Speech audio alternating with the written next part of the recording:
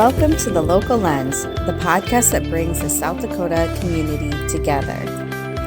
I'm Jamie Forrest, your host and your local realtor, here to showcase what makes our region a fantastic place to live. Join me as we explore vibrant local culture, highlight community events, and provide valuable insights for homeowners. Whether you're a current resident or considering a move, The Local Lens is your go-to source for everything in South Dakota.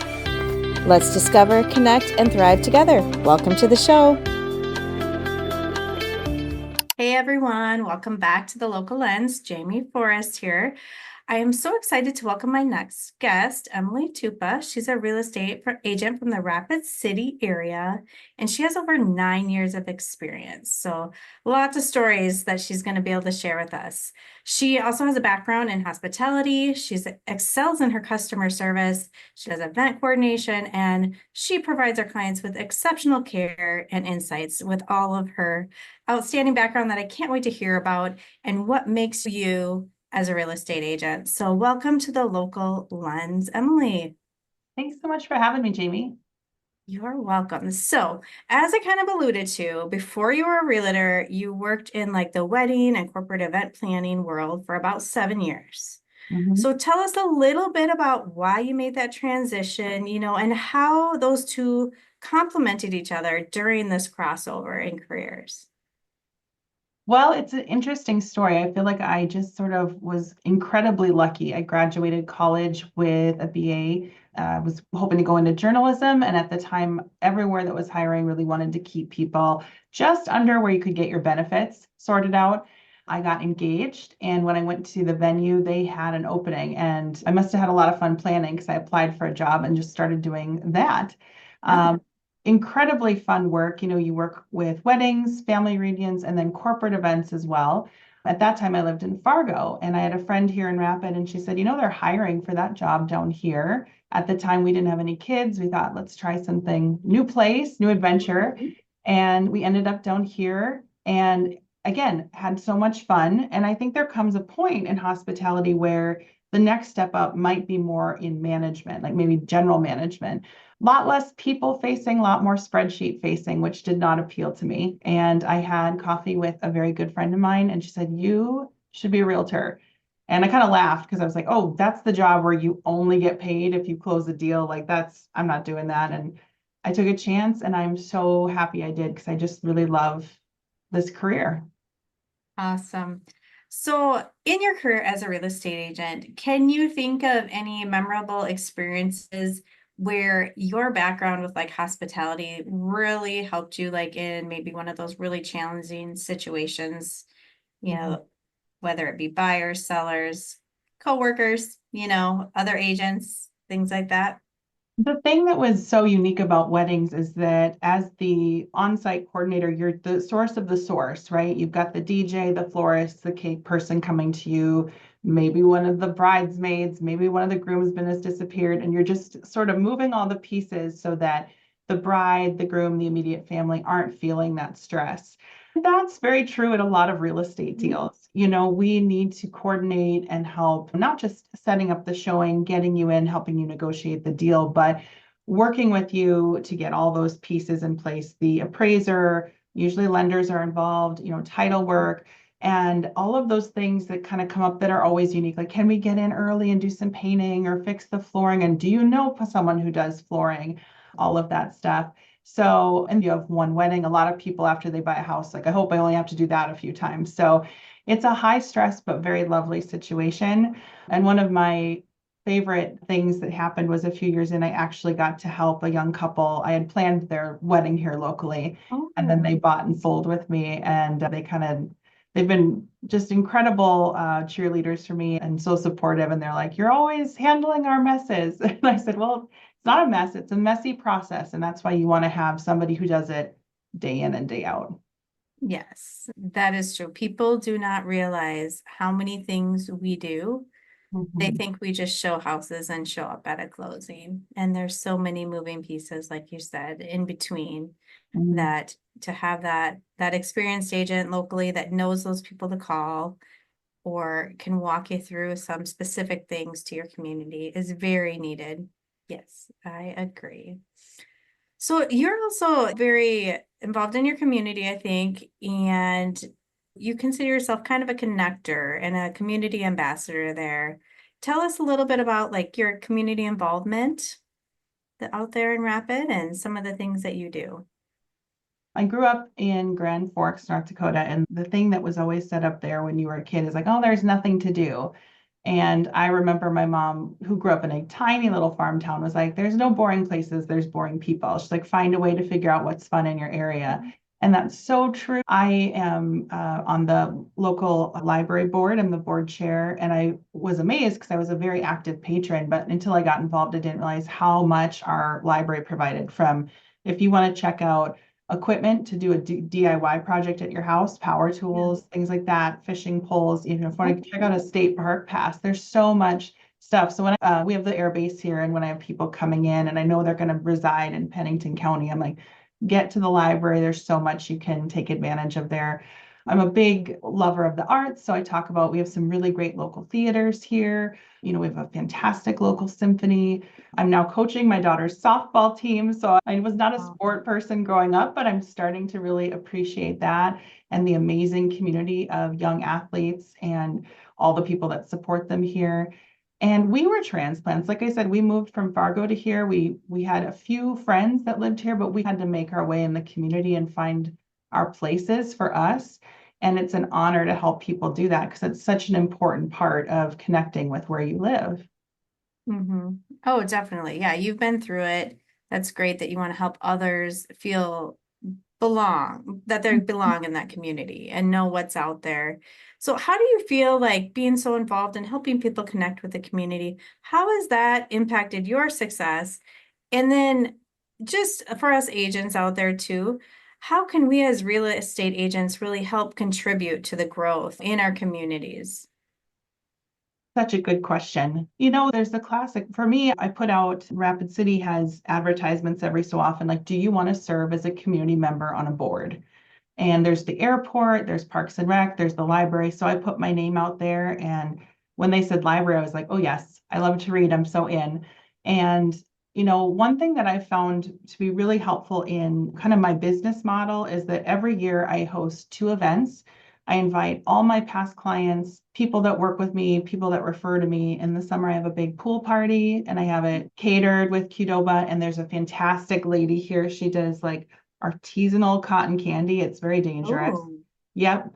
And, I have all that sort of, it's on me. And sometimes I'll say to right. kids, I'm like, how many cotton candies have you had? Because they're like all pupils.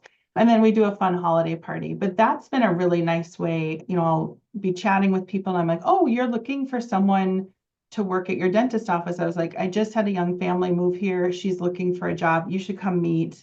So having those opportunities, not only to, what you say, be top of mind, like for your business, Right. but to connect your community and your clients. And I often invite my neighbors and friends, even though maybe I've never done business with them. It's just such a fun way to do stuff like that. So those are definitely things I look for is where can I serve and learn more? And then how do I just get together with people and have fun? Right. That's awesome. I love that idea. Yeah. It's not necessarily about all your connections, but it's about connecting others in the community that need something too, whether it be an employee, a service, things like that. That is amazing. Yeah. I love that. That Thank is so you. awesome. So let's dive a little bit deeper. Obviously, we have a lot of fun in real estate and we meet lots of great people like you just talked about that you can share those experiences with and have those holiday parties. But the politics of real estate can sometimes get a little not so fun. And a lot of people don't understand that. And you were saying that you read a book called The Color of Law, and it Mhm. really helped to change your perspective a little bit on the real estate world and how the politics work. Can you tell us a little bit about the book and how your perspective was changed? Absolutely. I've kind of been evangelizing about that book to anyone who will listen, realtor or not, because it really blew my mind. I have nothing but admiration for anyone who's trying to teach. I think I took one grade level of history in high school, and you can't fit it all in, but there's so much I was not aware of. Housing is the wealth building block in our country, being able to own a home. And this book really goes into the history of how that really crucial tool was withheld from minority communities for Mhm. so long. The importance of fair housing, which is something that if you've been licensed, you've definitely had fair housing drilled into you. But I don't know that until that book, I understood how crucial it was and how, Why? yeah, and how remarkably unfair things were. And I think there was an article not too long ago about a realtor that uncovered a covenant that was still in place that had like, this neighborhood is whites only. It had obviously been missed. Yeah. We don't always, pay a lot of attention to our covenants anymore. And certainly that Right. would not be a legally enforceable covenant, but that history of denying. In fact, I wanted to remember to mention this because it was so startling to me. It was one of the highlighted passages, but it said in a review, because there was the GI Bill after the war Yeah. where Yeah. our vets could get housing. That was the Mhm. least we could do. In a review of 13 cities in Mississippi in 1947, where there were 3,229 VA loans given to veterans, only two of those went to African Americans. Oh, wow. I got the So chills. Like, that's I, just crazy. I there mean, was, yeah, there was a deliberate effort to yeah. in lending and in housing and in the way we were building our communities to withhold that opportunity and to segregate. And so if you read something like that, I think it makes you a better community, better realtor, and it makes you understand why we have fair housing and how critical it is. Yes. Yes. I'm gonna have to read that book. That's gonna be on my, I will say I don't read, but I listen to a lot of audiobooks. As you know, we're in our car a lot. So I, play those audiobooks. But when I say Mhm. read, I usually mean listen. It But counts. It's the same. You're taking in the info, and it's yes. just full of fascinating history and the places we still have yet to go as we kind of rectify and make housing equitable, affordable, safe for everyone. So it's a great read. Yes. That's awesome. I agree. We got to know where we come from and how far we've come and then where we're going. So that's awesome. I'm gonna definitely check that out. So well, you know a lot about the history, you know a lot about the current stuff. You are a high producing agent over in your market. You were awarded with the highest number of transactions in your company in South Dakota one year, from what a little birdie told me. So, how do you manage your busy schedule and still keep and create that caring connection that I know you give to your clients and that you want to serve to your clients? That is the everyday question, right? I think we can all ask ourselves. And I try to give a lot of grace because sometimes I really feel like, oh, I'm nailing it. And other times I just am like, well, okay, let's take stock. I am very fortunate. I have a good friend of mine who works as an independent contractor for me. She helps coordinate the transactions. But my mantra, and I've read a few books about this as well, is to ironically do less. And I think the general public can relate when I say this, like we are constantly bombarded with spam calls and texts. And in real estate, it's all like, what can I sell you? Do you need cyber tracker? Do you need an AI note taker? Do you need this program? Do you need a virtual 3D tour? Have you looked into when I go to conferences and there's expo halls, there's all these amazing products and vendors and things to consider. And Mhm. you can spend all day doing that, looking into that, trying to stay on top of that. And I'll share an embarrassing story, but I think one that is so critical to why I feel this way is a good friend, a colleague of mine told me not long ago, she goes, do you know that your website's broken? Nope, did not know that and probably had been for some time. And I've been like, gosh, I have to fix you have to have a website. And it's been down for, I'd have to imagine a good part of a year. And it was the year that for an individual agent, not counting teams, I was top transactions per agent. So I was like, you Yeah. know what? You did that without a website. Like, Right. don't get me wrong, it's on the list. I need to fix that. Yeah. But it kind of goes to that greater point of like, when I go to bed at the end of the day, the thing I check off is, have I responded to texts and emails from clients? Like, have they heard from me? Are they waiting for an answer? Is any deadline going to get missed? And if all of those things are yes, then I can go to bed, even if the website's broken, because Right. you can't do it all. You have to focus on the client care experience, the Right. fact that they're going to close on time. And then you got to go coach softball. So you got to let some stuff go by the wayside. Exactly. Yeah. Yep. That I like that advice. I like that advice there. So, let's just kind of focus in on your buyers and sellers. So, what should buyers and sellers know before entering the market, and why is it important for them to work with that local expert? Oh, that's such a good question. I think one thing when I sit down with a buyer or seller, I do a consult where you talk briefly, because it's our interview, right? It's always what I tell them. I work for you, so this is my interview. So you tell them a little bit about yourself, what's important to you. I always ask, how do you like to communicate? I'm a classic millennial. I do a lot of texting. If my dad were my client, he would fire me. He'd be like, why are you texting me? Pick up the phone. So that's a question to ask nowadays. But I often talk about like, what are our current stats? What are we seeing? What's a average expected seller concession right now? And how does that change the longer we sit on market? And I like to do that because obviously a buyer, I want those people to trust me, but I also want them to feel empowered with knowledge, especially if they end up falling in love with my listing. Now I'm limited. Now I Right, can't tell you, you should write this. So I have to right, remind them like, well, let's think back to what we talked about. What are the standard concessions for how long something's been on market?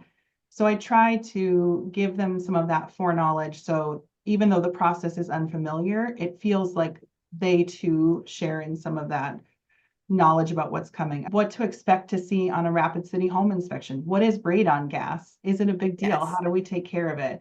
Because I don't want the first time they hear, like, hey, that home you love might have a poisonous gas in it to be that moment. I want us to talk about it beforehand. So, right. Yeah, so many um, people do not understand what that is. They think it's like carbon monoxide, right. and yes, that's a lot of people explaining Mhm. that. That is very, very important because, yeah, they get scared immediately if they see that test, really high. So, Yeah. Even to the importance of maybe knowing with the buyer, I always look at the purchase agreement. We lawyers have created those, we fill in the blanks. So I said, here's mhm, all the protections that are built in, home inspection, final walkthrough, all these things. We talk about like once home inspection is done, we're sort of out of commission for negotiating new things. We're really locked in. Like, where are you? Like, where can you no longer get buyer's remorse? Where do all those right, things happen? I think that's important to know. And I also take a lot of time, given all the changes we had last fall, about how do I get paid? When would you be responsible? How does this all work? And for a seller, doing that net sheet so that they can see what would I roughly walk away with if I took this kind of a deal. mhm, mhm. Yeah, just being informed. So basically, be informed before you enter the market. Have that good base. So your understanding while you're out there looking is definitely helpful and in the process. So, And I guess I may be getting ahead of the interview here, but I know we've talked about the changing industry and why it's important to have someone local. And this is where I kind of sound like an old boomer, maybe, but I get so frustrated with the lack of ability to just work with who's in front of you. I had an experience just this morning. My husband is in the Twin Cities. We're trying to coordinate things. We're going up for a funeral.